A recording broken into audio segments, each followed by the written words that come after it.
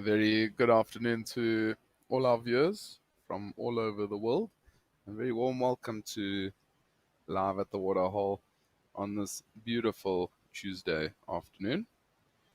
For anybody that doesn't know, my name's Chad Hobson, and I'm going to be your naturalist for the afternoon.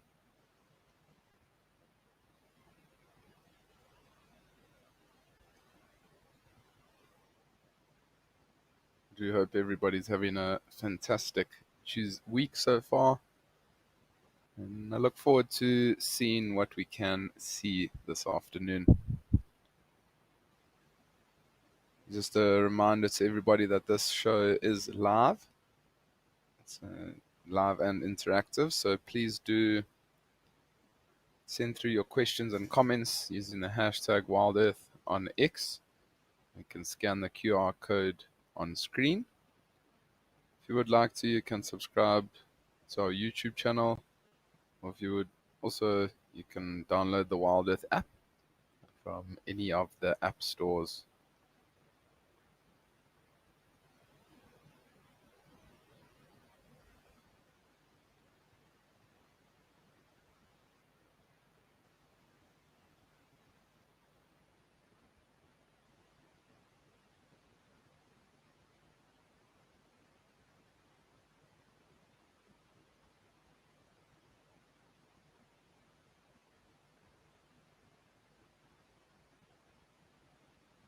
So we're starting off in northern KwaZulu-Natal at Tembe Elephant Park with a beautiful setting.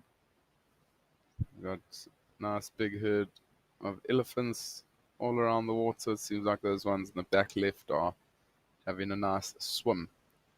I'm sure it is quite a hot afternoon up in Zululand, just by looking at the elephants swimming. I often find them swimming on a extremely hot day.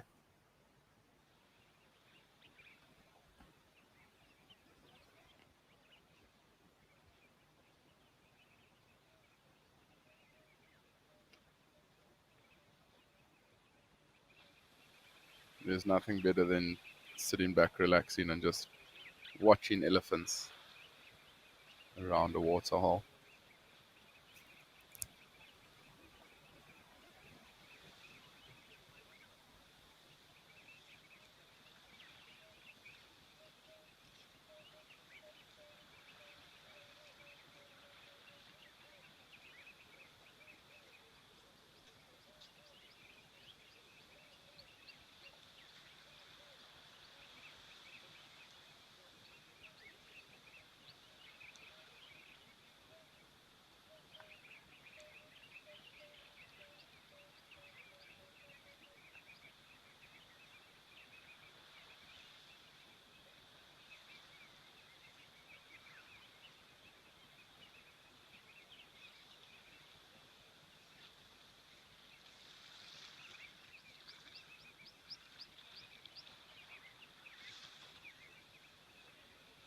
Joe McClellan, you saying, hello Chad, happy to be aboard.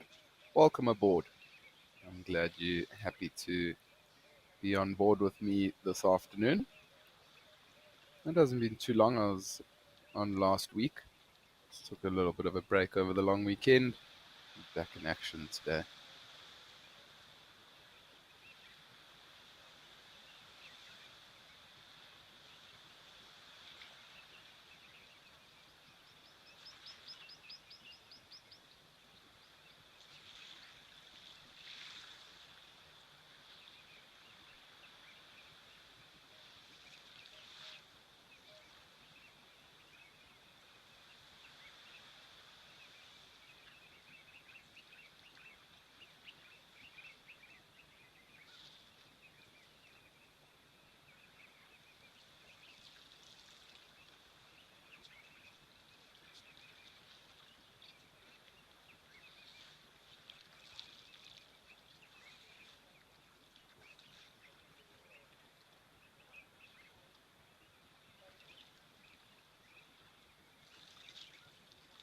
It is quite amazing to see. I mean, a lot of these trees around here are still very, very green. But I mean, if you do look at the ground and all the grass and things like that, it is pretty dry.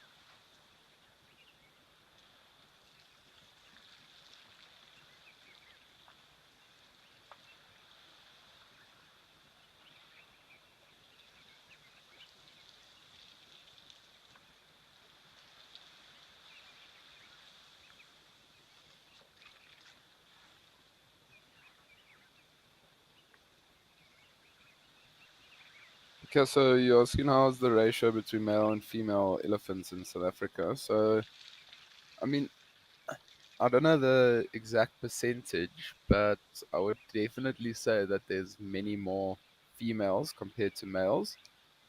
Just because, I mean, the males, they are spending time alone, and you don't see as many sort of bachelor herds um, than you do see herds of elephants with females and their youngsters. So definitely a lot more females compared to males.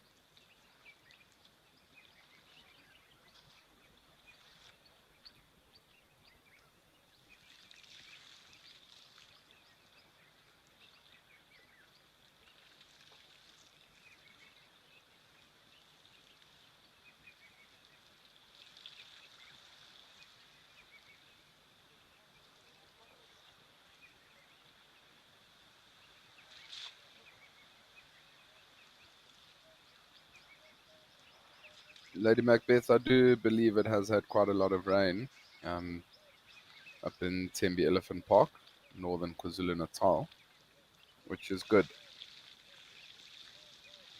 It's always nice to have lots of rain.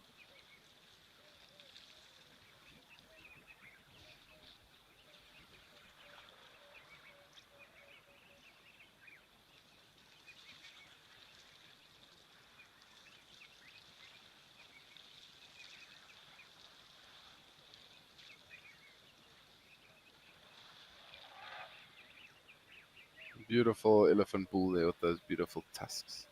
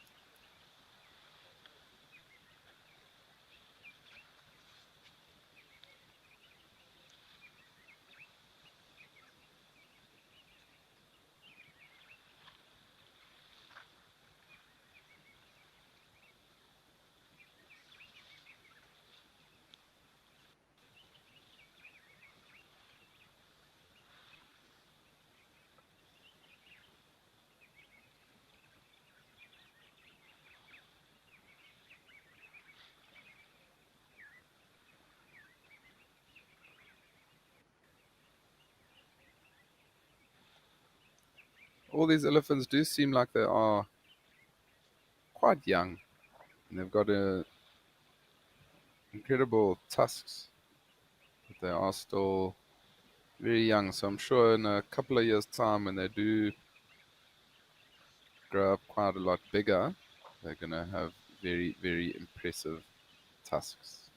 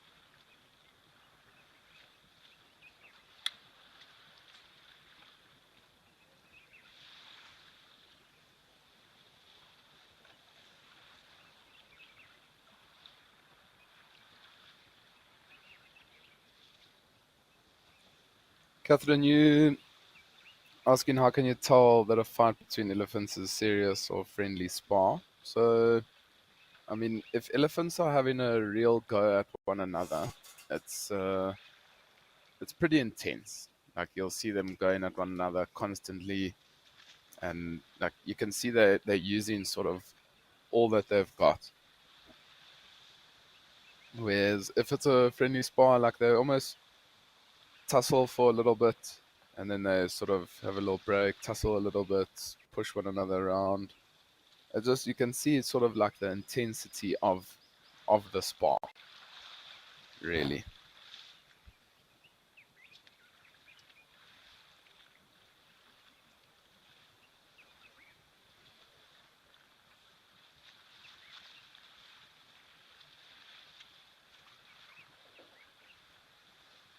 Catherine, you're saying you'd love to have a swim like this, like the elephants. It's 36 degrees Celsius today. That is a very nice temperature to go swimming in. It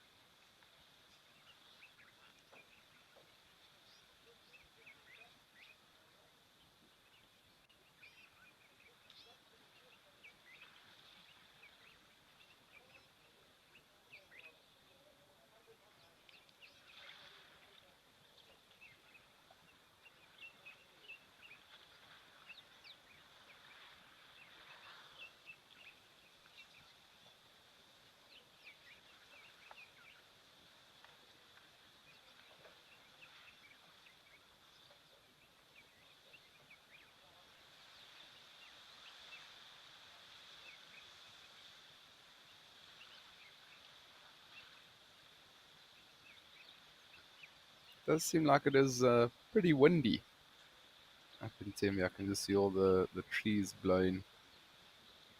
blowing around, and that's a good time for predators to hunt. So I know it is probably pretty hot, but you might find that predators do move around quite a lot during the windy times. 'Cause a lot of the prey aren't able to tell where the predator is because the scent's blowing all over the show. So it's a good opportunity to hunt. Often, if it's a very, very windy evening in the mornings, guides will often go and follow up or try and look for lions or leopards because of the wind. And I wouldn't say 9 times out of 10, maybe 8 times out of 10, you'll find animals that are feeding on a carcass.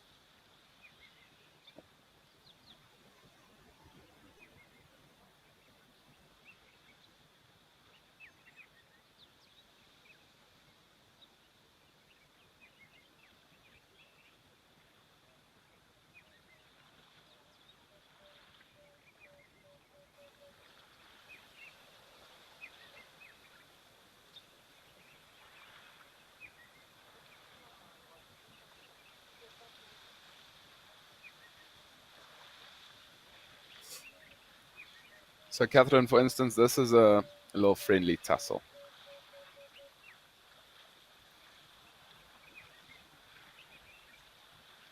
If it was a full on fight, you'd see that go at one another constantly.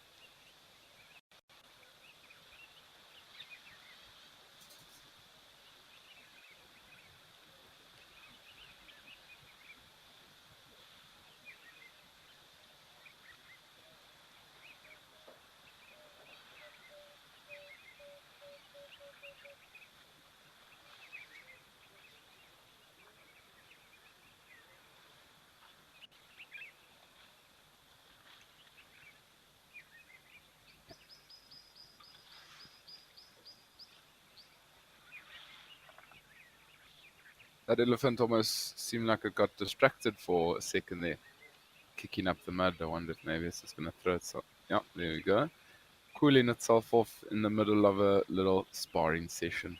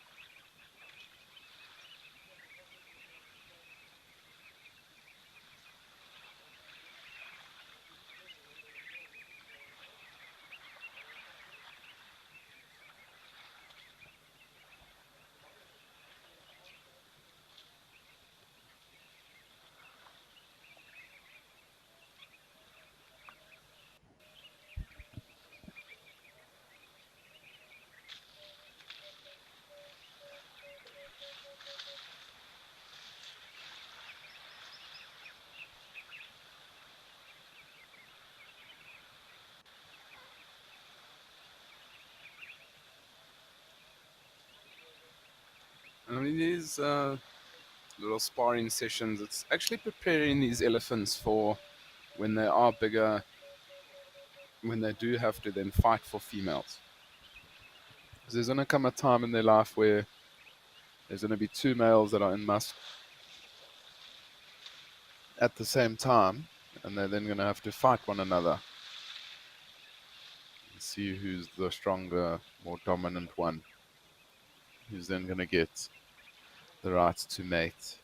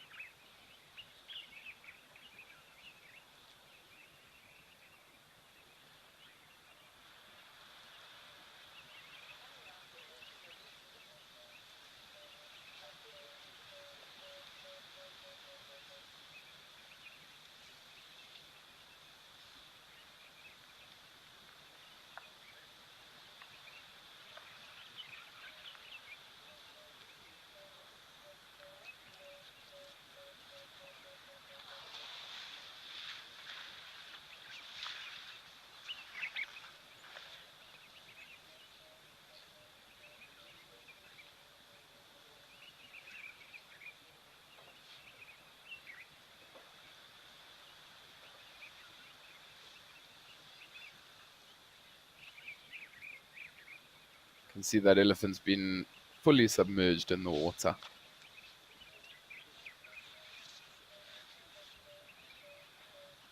So also you'll see that one elephant on the left-hand side is collared. So he does have a tracking collar, a satellite collar on him. And so you might find that sometimes the park will collar elephants just in order to keep track of where they're moving within the reserve, where they're spending a lot of time, or sometimes maybe that elephant's gotten out before, or maybe that elephant's going to be moved to a different reserve to spread the genetics. There's lots of different reasons that animals are collared, and all of it is for research purposes.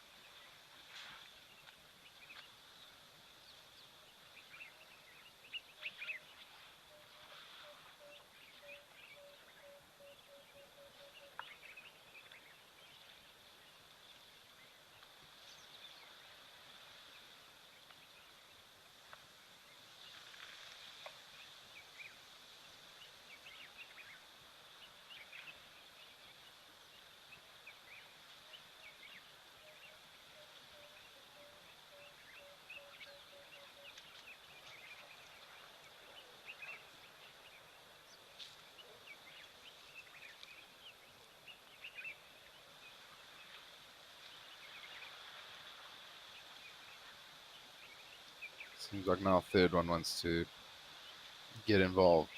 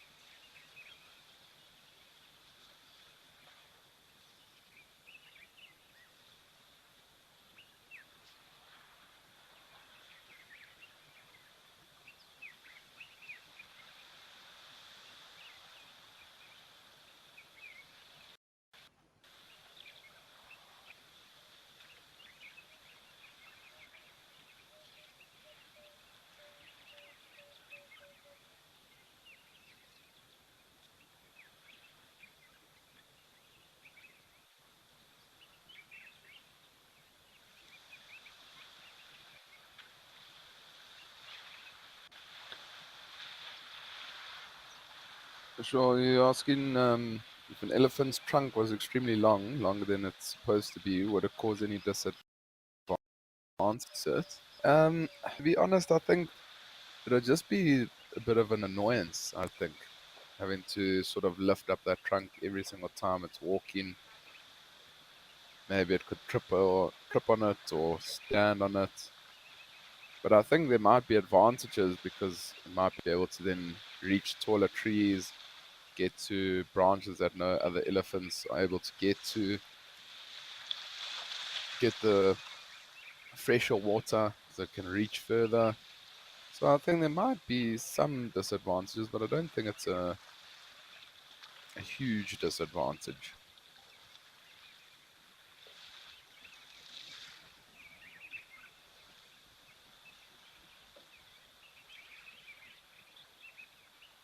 I don't think I've ever seen a elephant with a extremely long tusk. Sorry, trunk.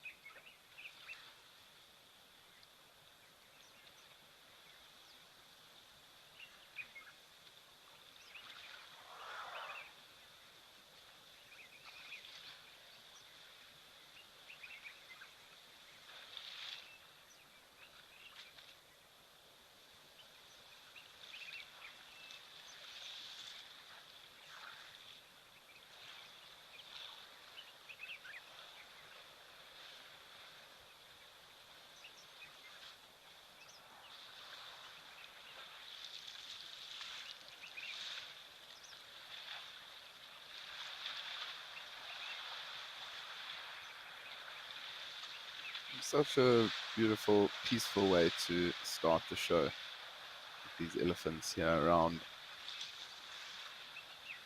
Tembe Elephant Park.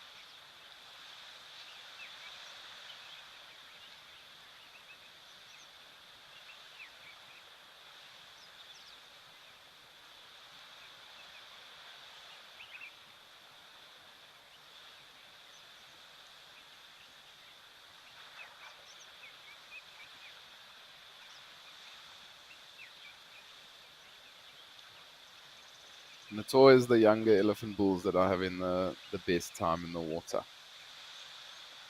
Full of energy.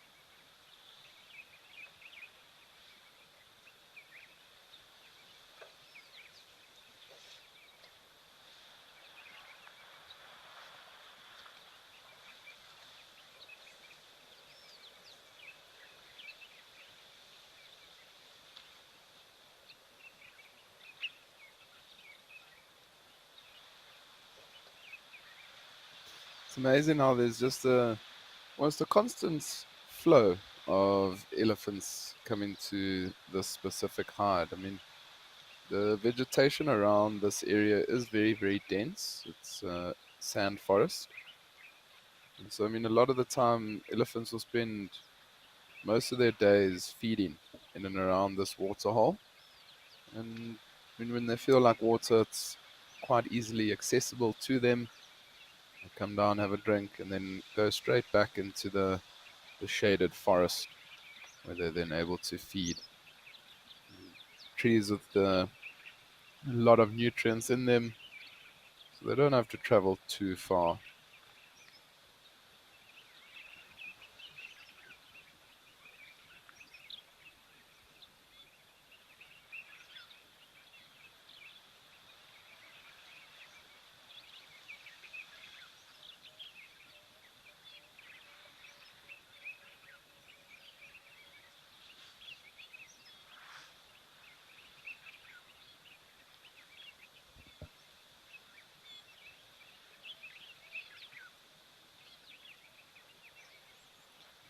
A beautiful woolly neck stalk.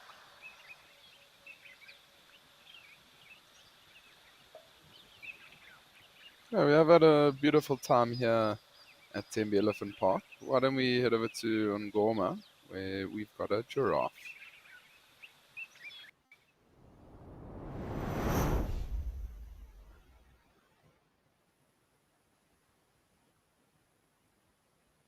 So welcome to Etosha. There's a beautiful giraffe that might come down to the water to have a drink.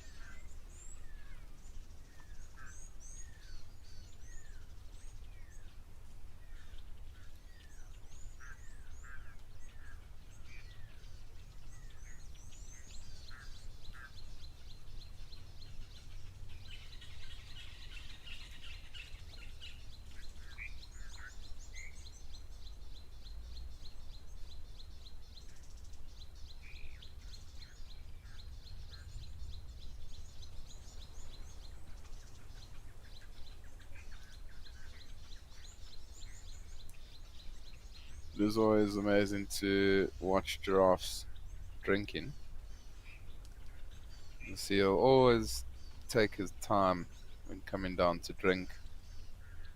Look around, make sure that there's no threats that might be lurking around.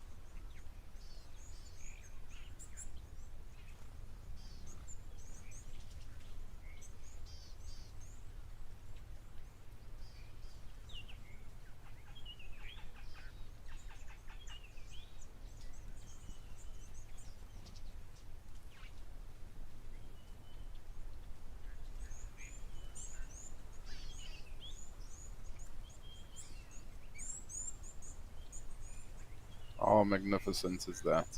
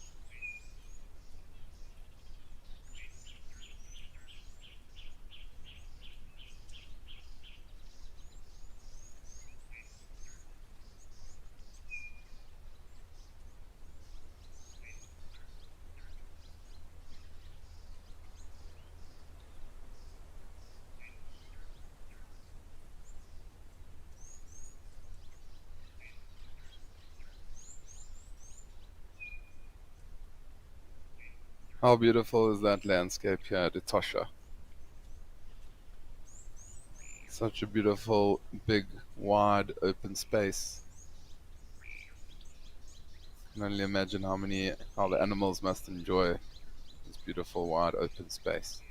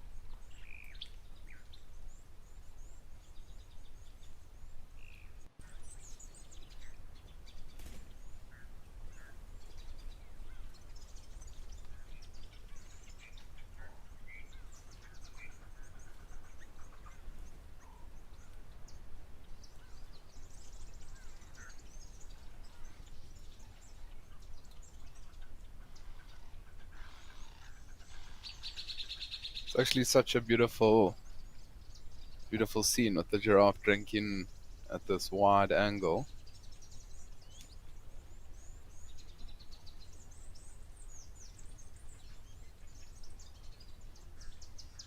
Just having a quick scan to see if we can see anything else.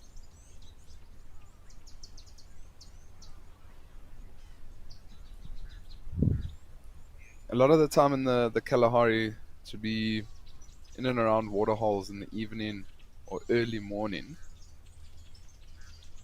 that's often the best time to spot the animals, because a lot of the animals are in the heat of the day. I mean, now it's 20 to 2, so it's probably the hottest part of the day now. They're going to just be resting, lying down in the shade of any trees that they can find around.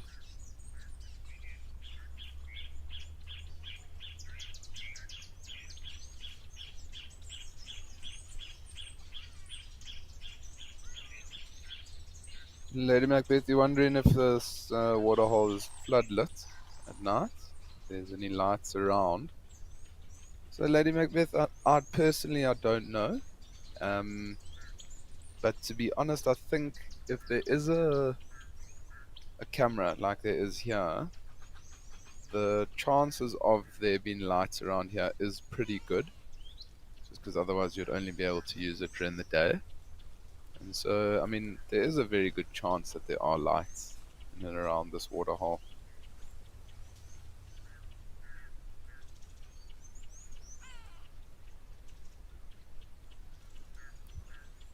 And he's saying it's funny how some just do the split while others do the split and bend. I think that maybe the taller ones do the split and bend.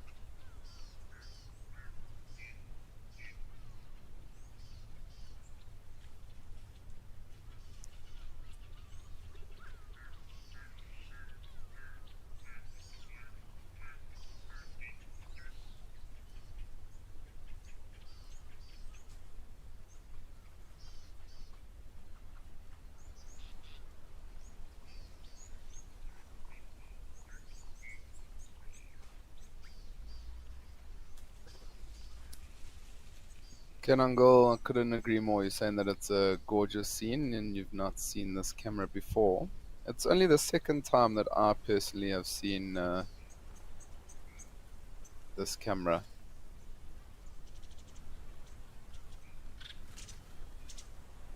Oh, it's a herd of wildebeest. I was very intrigued as to what they were, but it's a big herd of blue wildebeest, and I mean you can imagine why these wildebeest are in this area.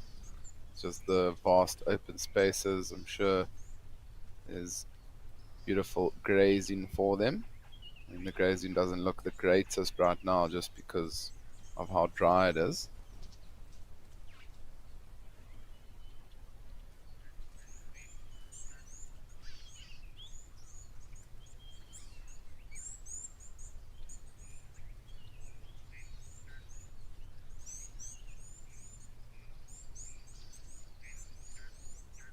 A very big field indeed. It's a beautiful open field. That's what's so nice about being out in the Kalahari is that there's such beautiful, vast, open spaces for the animals to roam in. And even if you are driving around looking for animals, like you can just drive and drive and drive and drive. Even if you don't see much, it's still just amazing to be out in such vast, open spaces.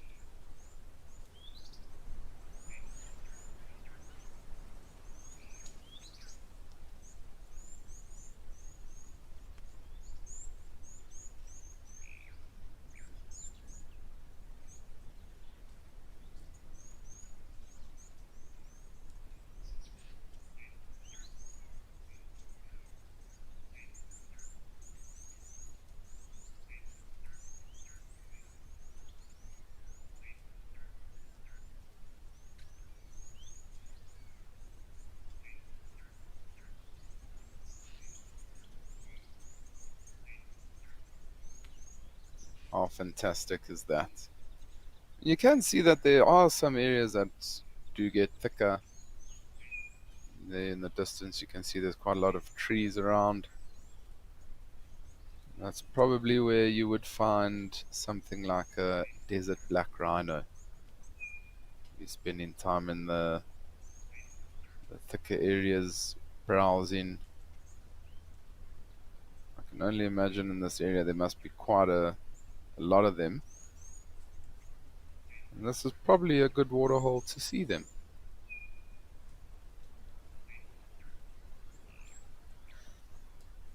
So as that giraffe does wander off, why don't we head over to Old Donyu and see what's happening?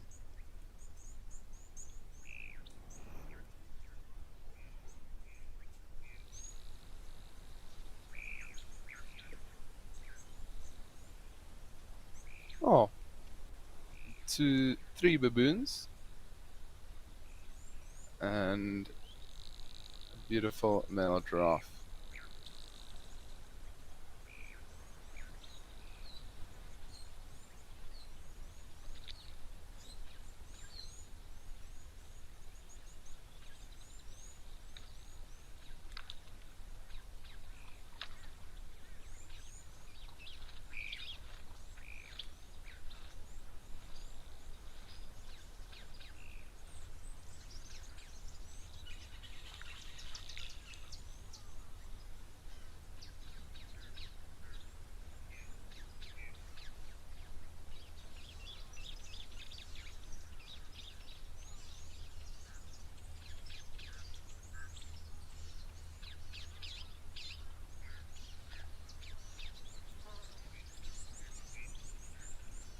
It's always amazing to see this troop of baboons. They always like to sit on top of the little hide just off to the left of the camera.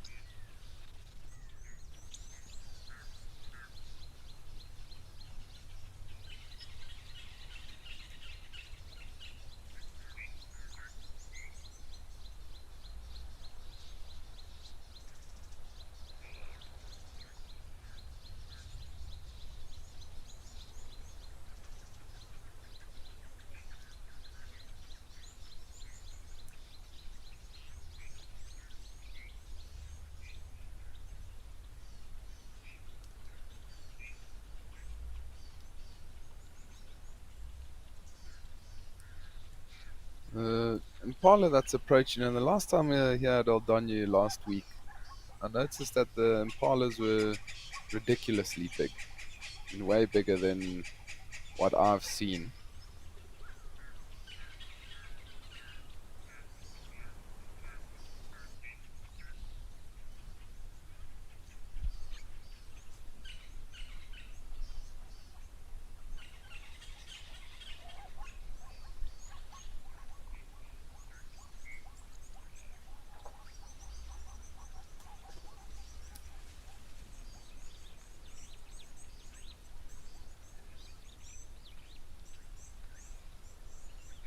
There we go, just like I was saying a little bit earlier. Uh, Baboons love to sit on the side.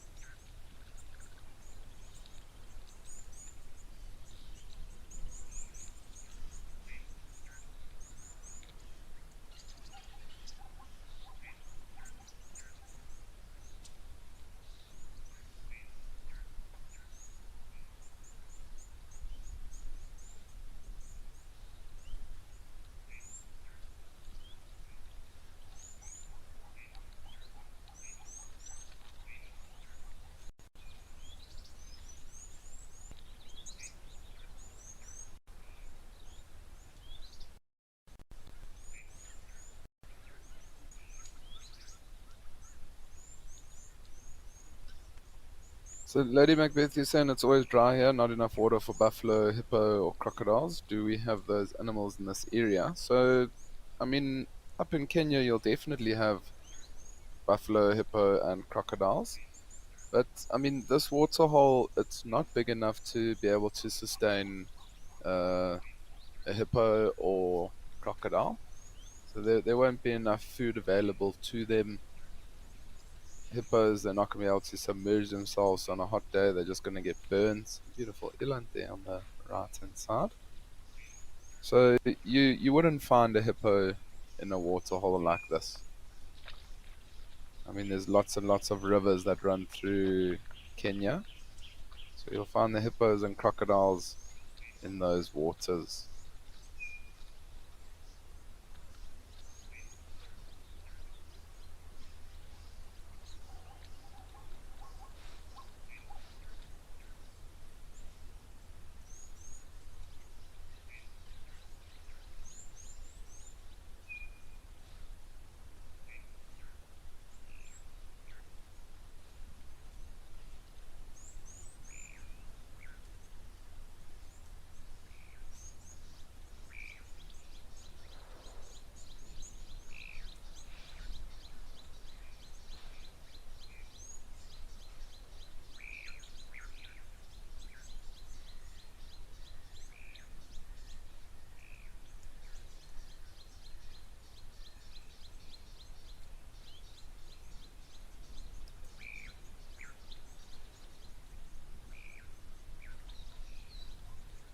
Oh, the whole troop of baboons seem to be coming through.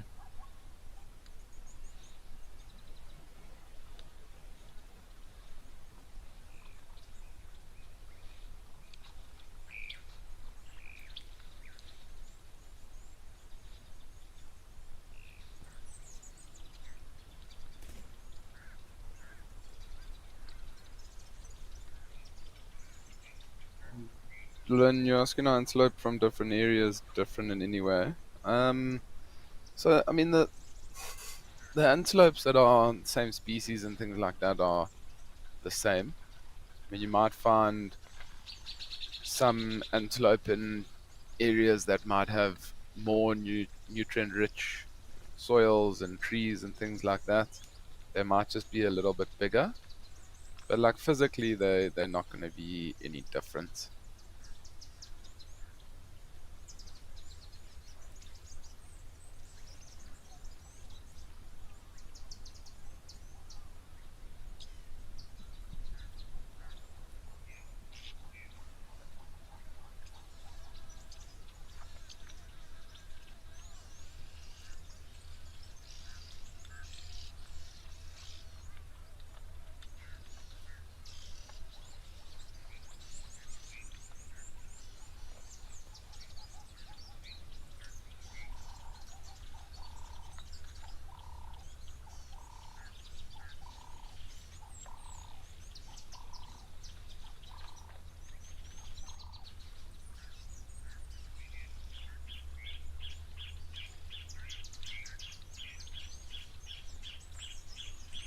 Always nice to see a different antelope. I mean, you don't always get to see elands.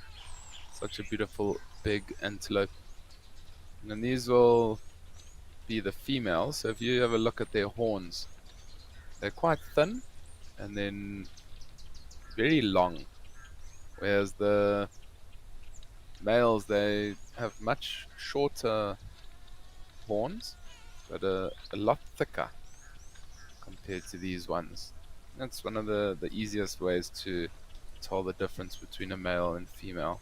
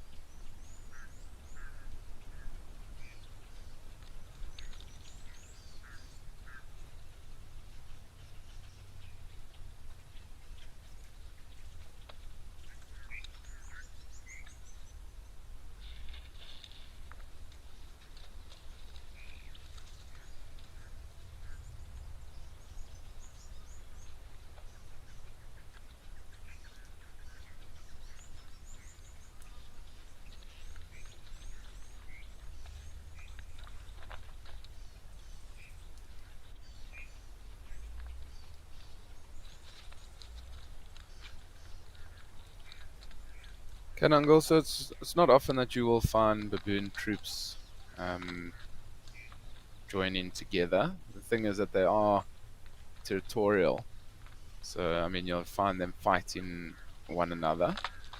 So if they do come across one another, there's often a lot of commotion, a lot of noise. They'll try and chase sort of one another out of that area.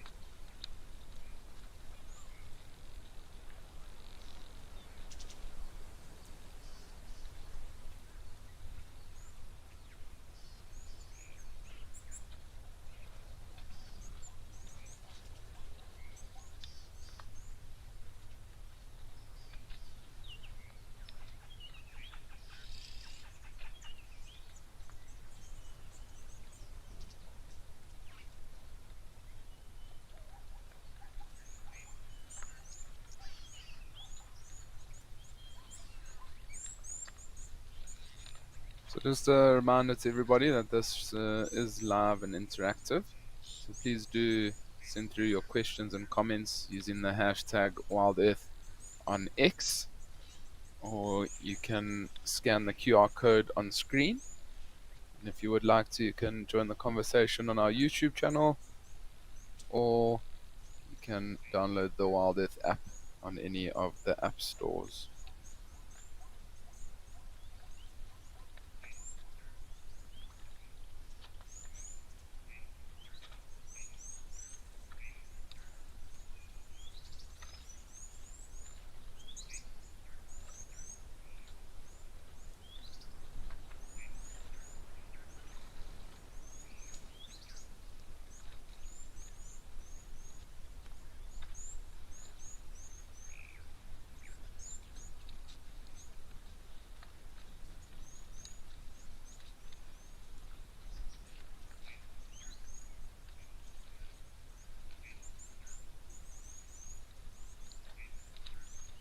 Yeah, we're gonna head over to Tau Lodge and see what's happening.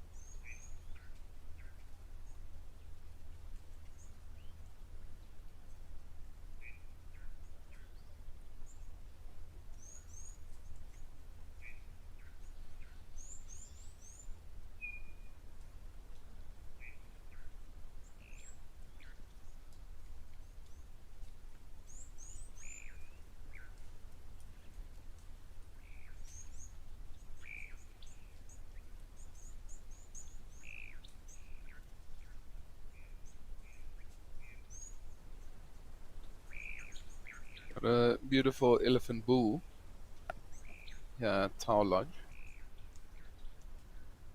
Looks like he's just trying to sniff around and he needs to walk in a little bit further to get to the fresh water.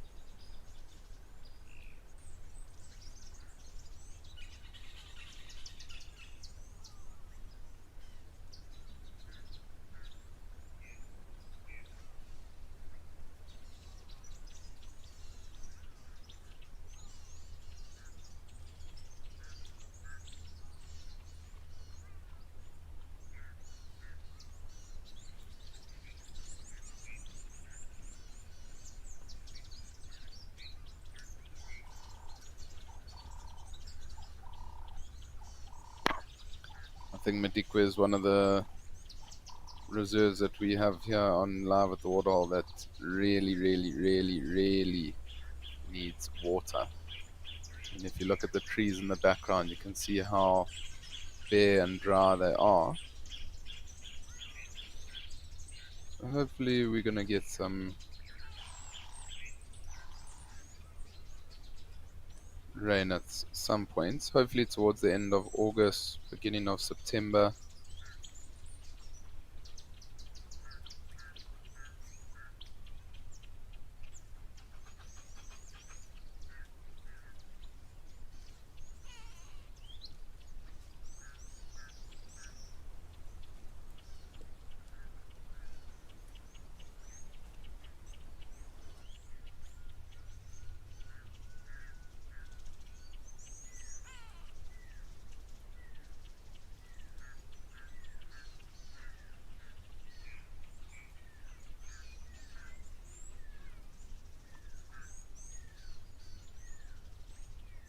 Madikwe is in the northern parts of South Africa, and it is quite a dry. I think it's semi-arid, if I'm not mistaken, up there. So it is a dry area, but any little bit of rain that it can get will be very good for it.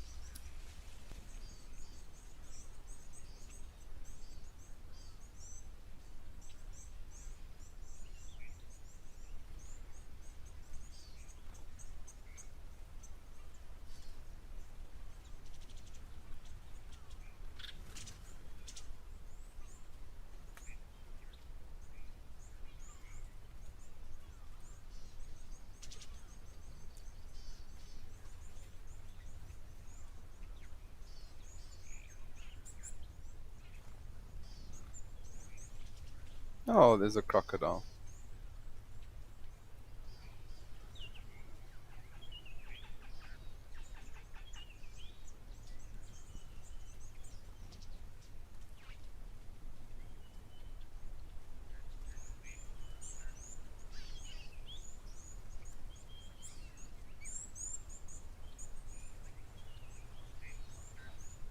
Always fantastic to see something a little bit different. Crocodile resting here on a small little island. I mean, this just shows you that there's got to be enough food available to all these animals. And there'll be quite a lot of aquatic life around. If there wasn't enough food available to the crocodile, this crocodile would then move off.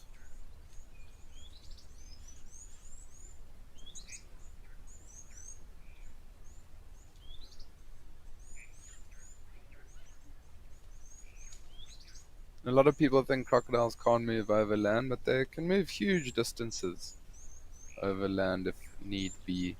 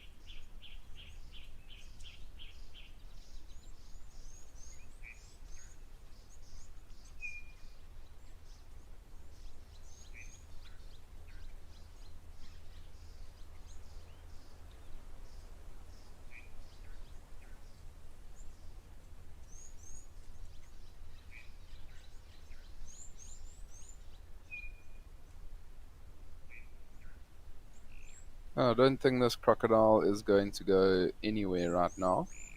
Why don't we head back over to Old Donyu and see what's happening there?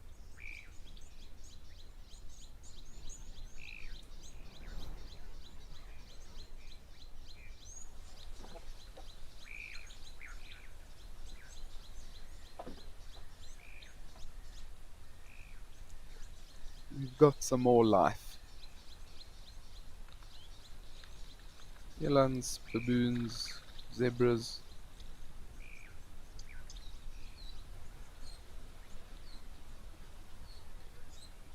Kanangol is saying that you love watching baboons and their quirky personalities. It is amazing always to watch baboons.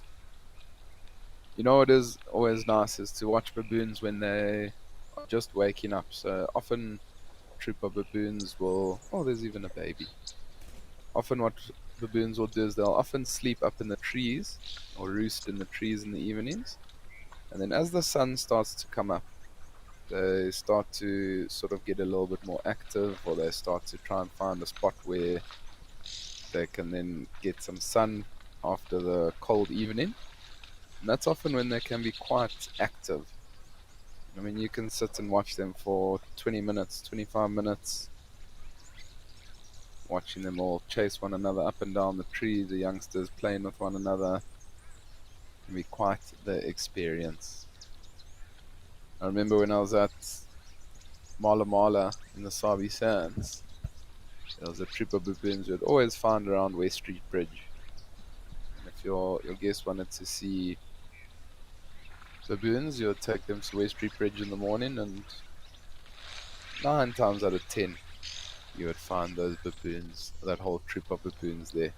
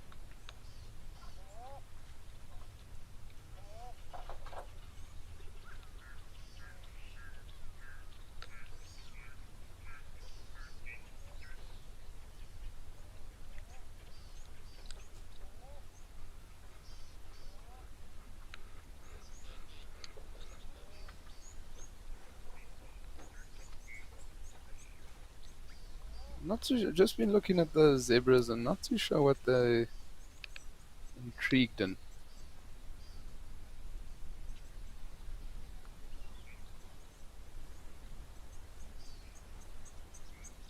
They really haven't moved off. They're still looking.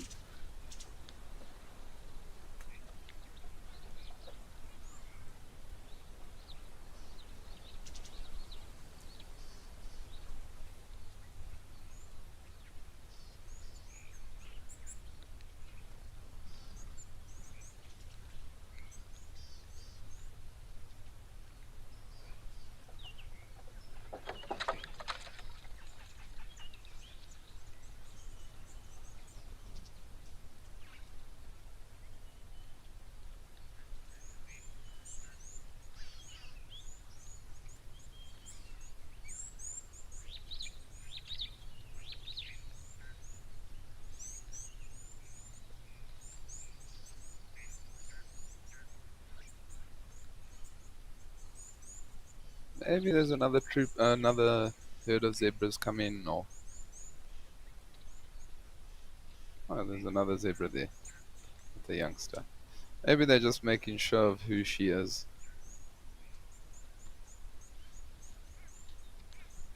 Oh, I think that baboon just caught something at the water. Can we try and zoom in on that baboon on the other side of the waterhole?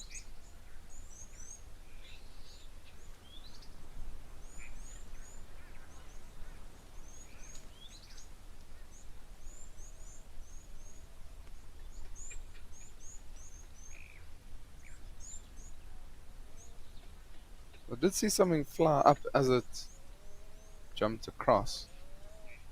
I wasn't 100% sure what it was. I thought it butterfly at first, but it must have been a little bit bigger.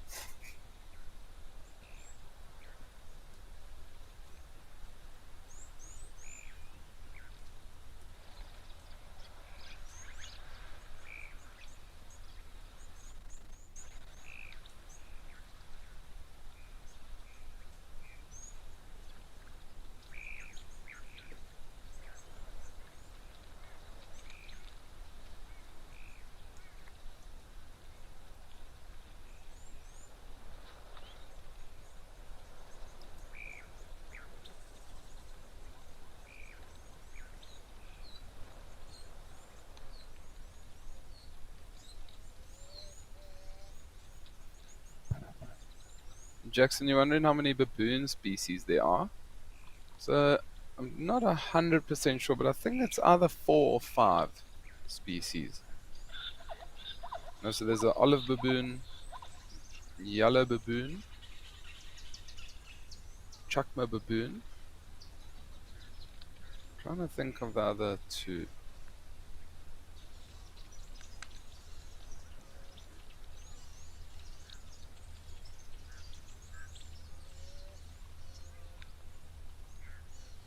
I think it is 4 or 5. Those are the three, probably the most common that we'll get to see.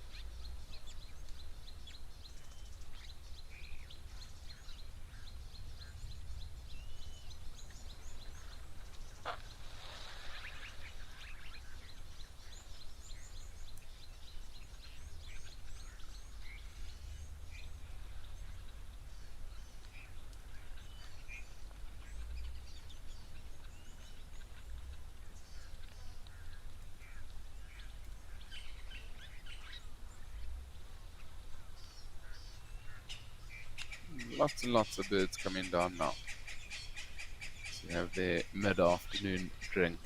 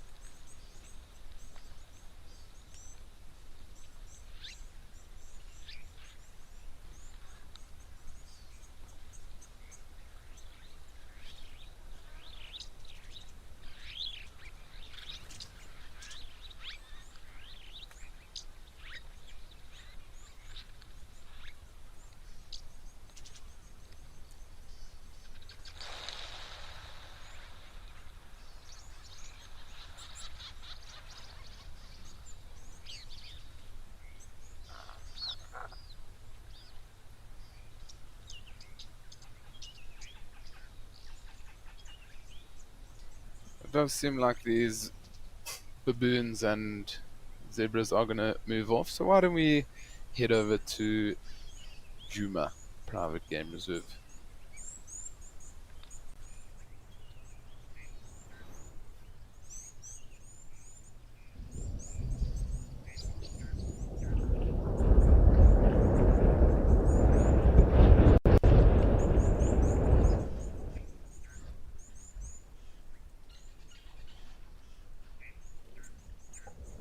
I thought it might be a herd of elephants that have come down to the dam to quench their thirst here at Juma.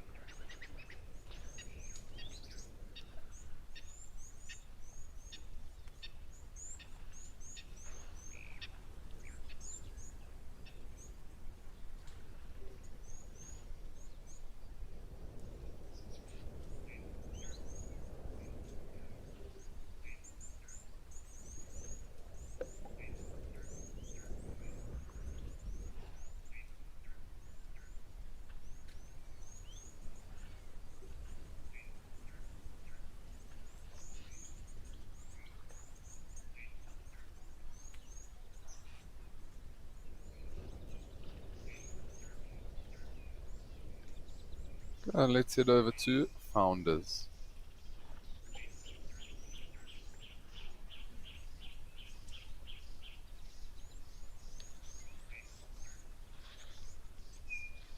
Welcome to Founders, where we've got two beautiful white rhinos.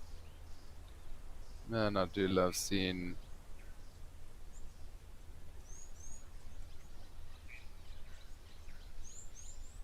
rhinos.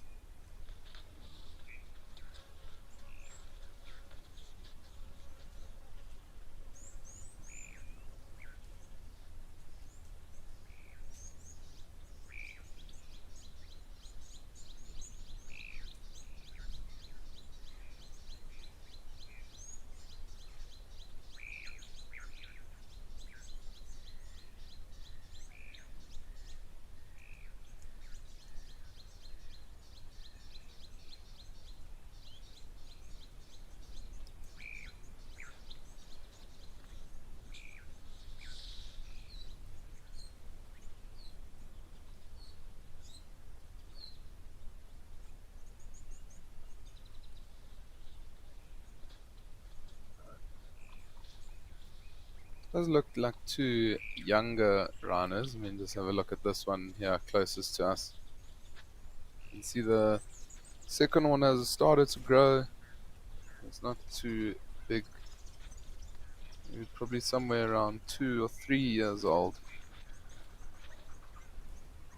Lady Macbeth is saying our regular rhinos. Oh, I'm glad they've become a regular occurrence to see here at Founders. It's just so beautiful to be able to spend time with these rhinos.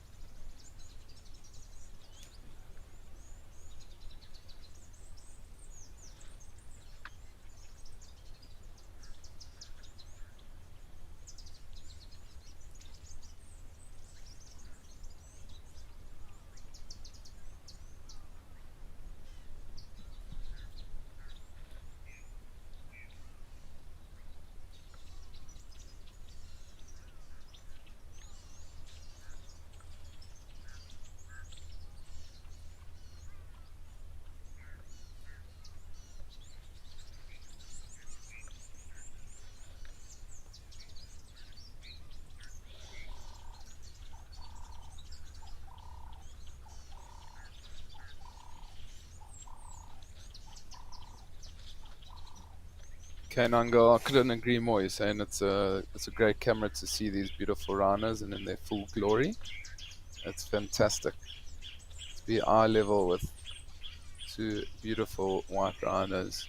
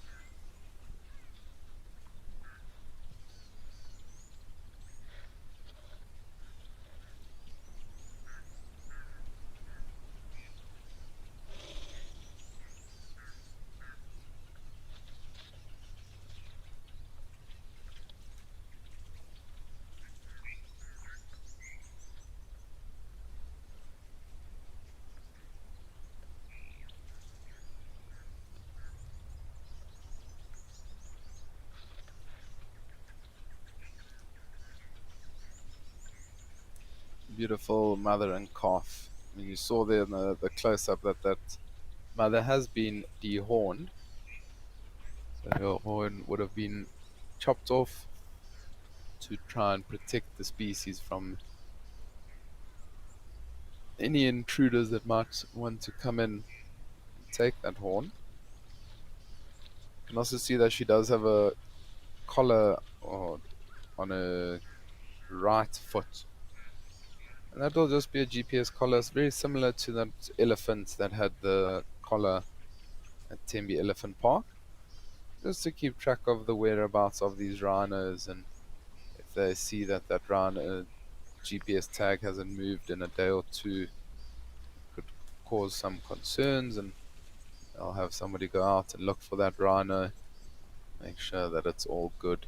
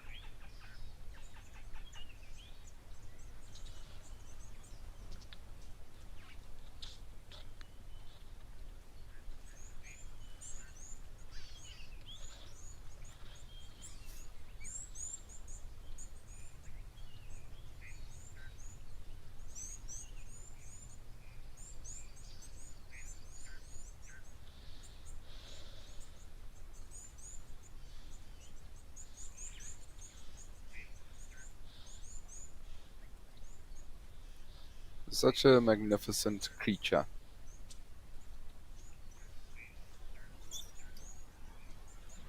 You can see the ears constantly moving around different directions, just because they don't have the greatest of eyesight. Trying to keep a listen out for whatever might be around.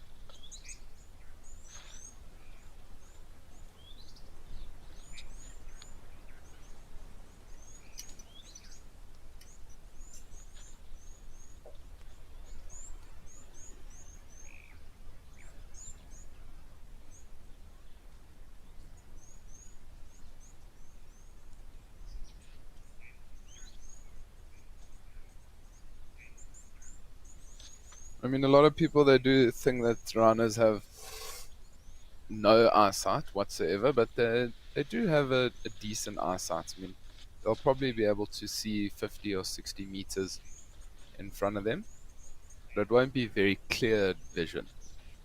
But I mean, if you're driving a vehicle and you're 30, 40 meters from them, they'll know that you're there. You can imagine those ears almost also like a funnel. All the sounds going into that funnel, being able to make out what is where.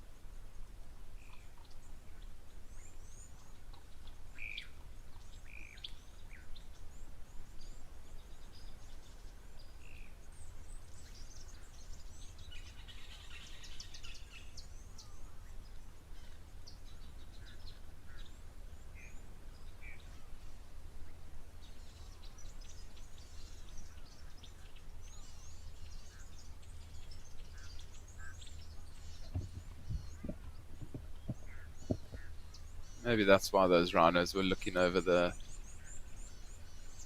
edge there, because they knew that there was something coming. Might have been that zebra there.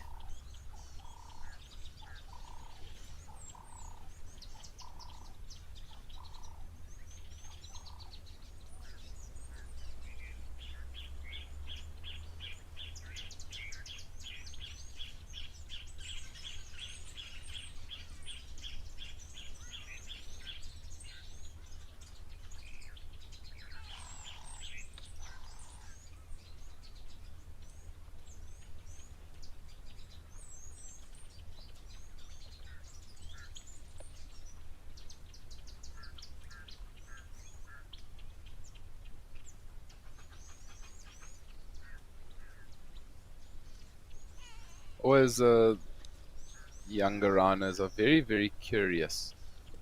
A lot more curious compared to the adults. I mean, they also haven't been around as long as the adults have been. So they might be smelling different things, hearing different things. They need to just make sure what that is.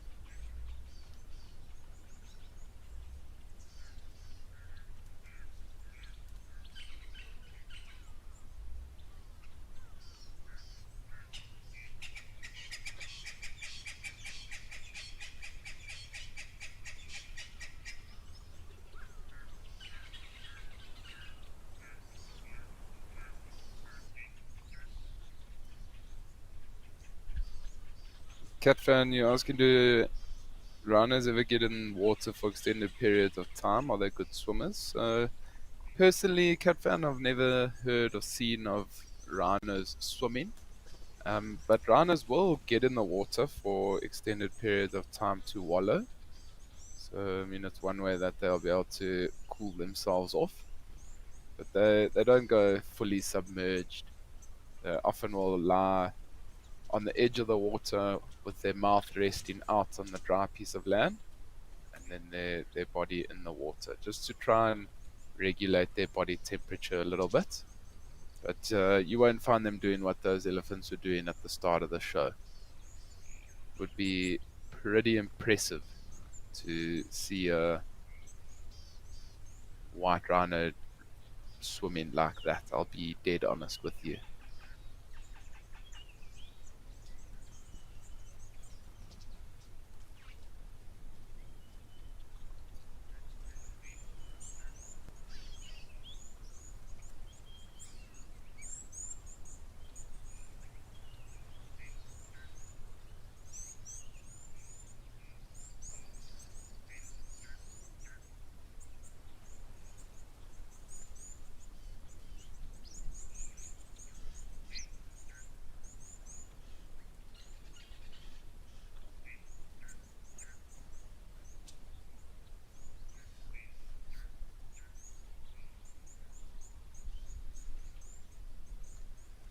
So it seems like these two rhinos are going to spend a little bit of time here around Founders Lodge in the Eastern Cape. But for now, we're going to head over to Tau Lodge.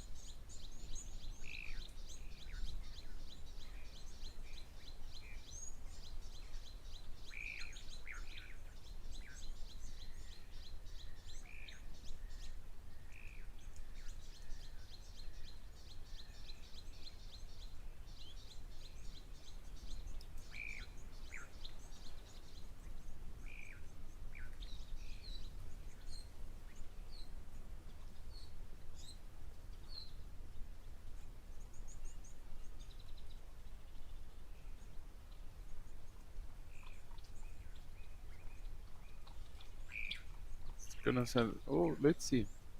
Let's see, maybe this elephant will chase the crocodile.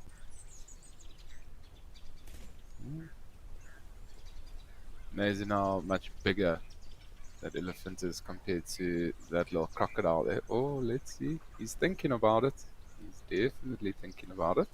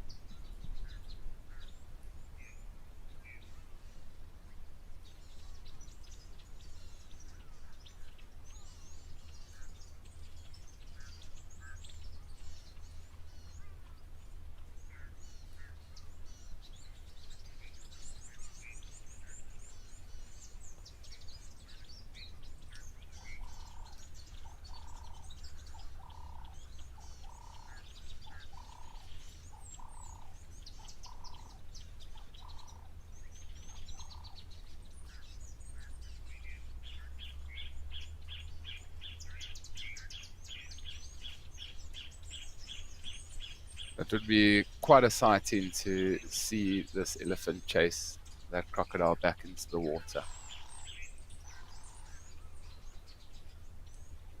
I mean, the crocodile isn't really a threat to that elephant, but sometimes you get massive crocodiles in the water, and what will sometimes happen is a crocodile maybe try go for the trunk and get a smaller crocodile into the water. So if there's a herd of elephants, it can be a little bit dangerous for them.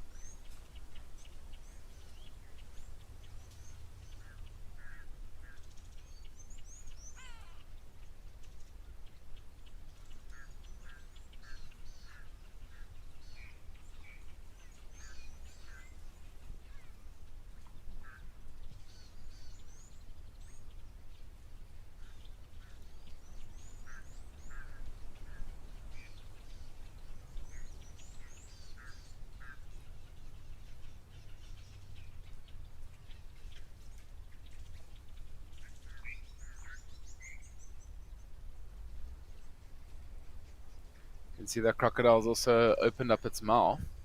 So that's one of the ways that a crocodile can regulate its body temperature.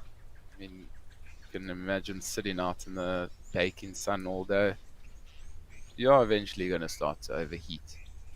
So it's able to release a little bit of heat from its mouth.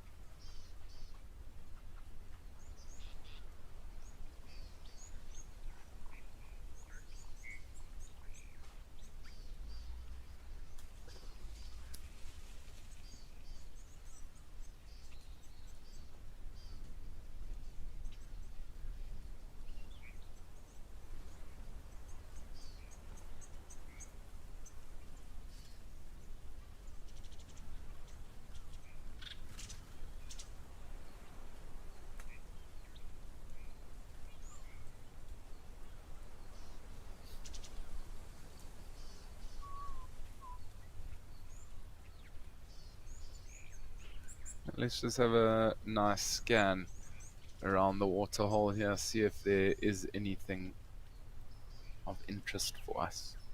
It is also quite sad that you can see a lot of the waterhole is drying up and there's a lot of mud around, not too much water. So they are in desperate need of some big rains.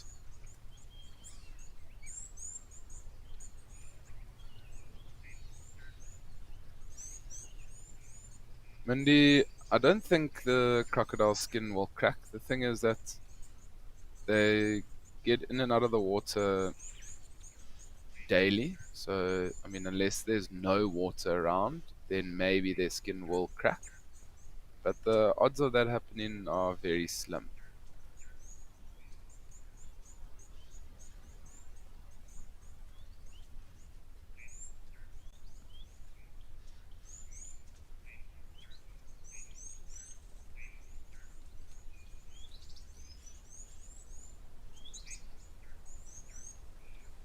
Beautiful big kudu pools. How beautiful, widespread. All the horns on that kudu.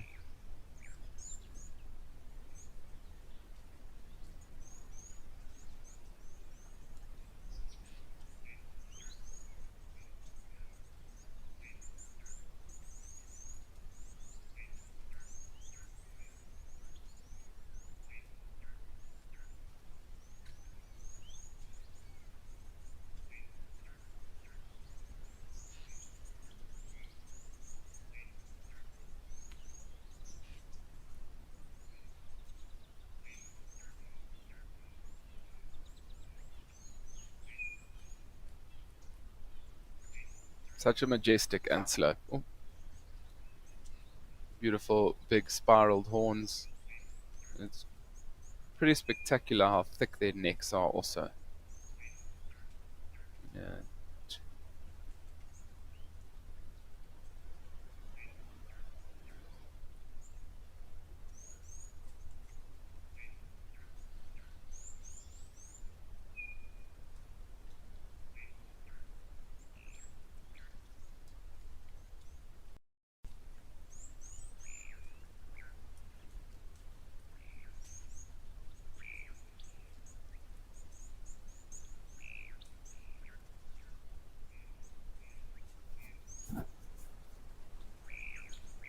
I love that beautiful white chevron that the kudus have.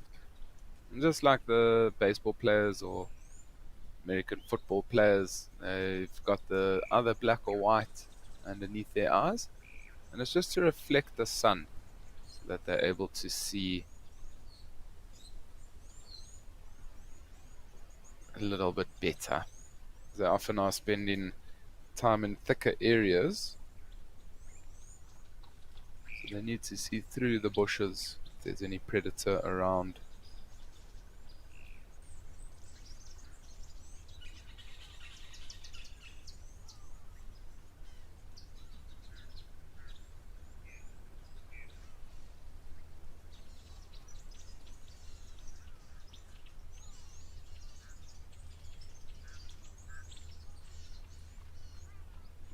Christian Hall crocodiles are they?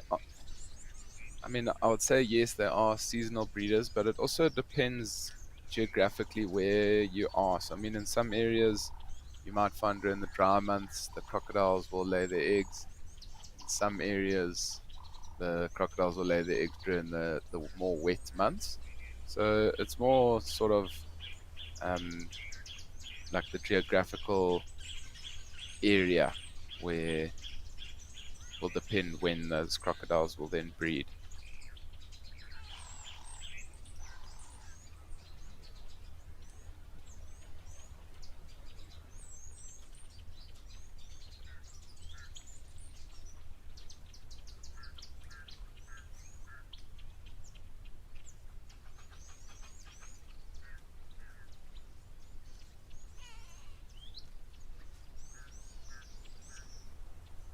Grant, you asking if that's a snake near that kudu?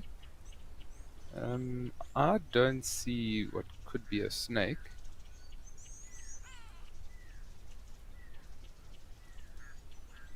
I'm just trying to have another good look. I don't know if you maybe talking about the kudu on the left-hand side.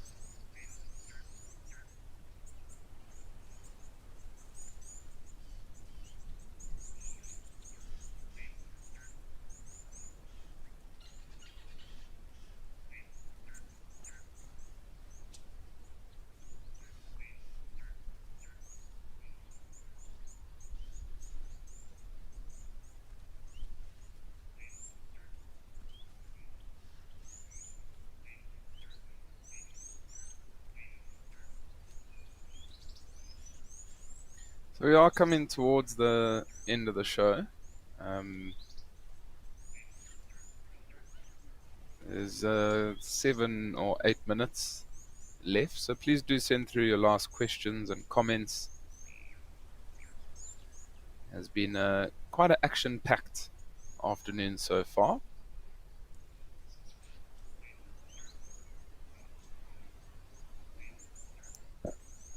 Gerard, you're asking would kudu males ever charge lions, um, like buffalo do with their horns?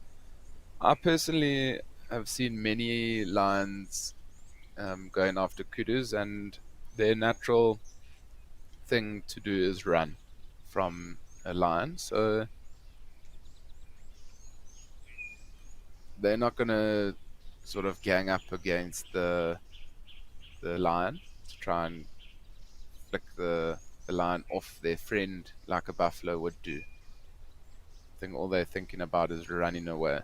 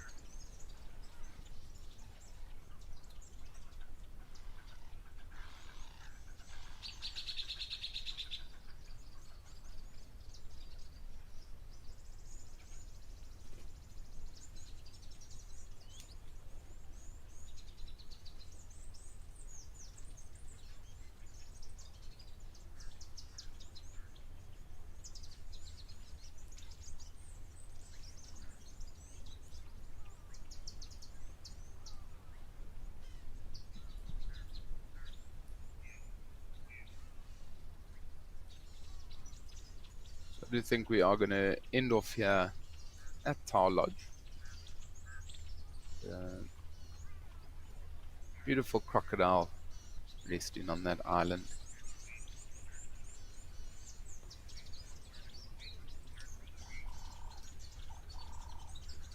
It has, however, been a fantastic show. We got lots of different species of animals coming down to drink. Nice to see those rhinos. The start of the show, those elephants at Tembe Elephant Park. That was also fantastic.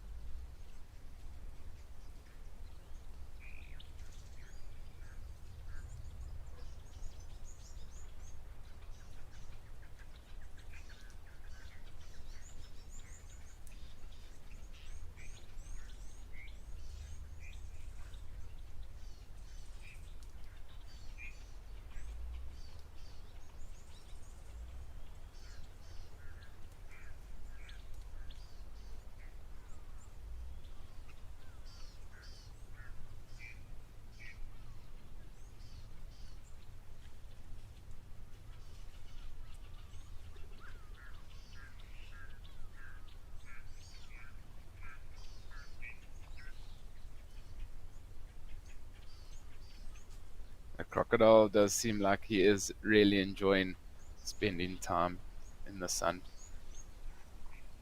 I mean, on a winter's day when it is a little bit chilly, there's nothing better than sitting out in the sun and just taking in the rays. But thanks once again, everybody. It has been a phenomenal show. Really enjoyed being back.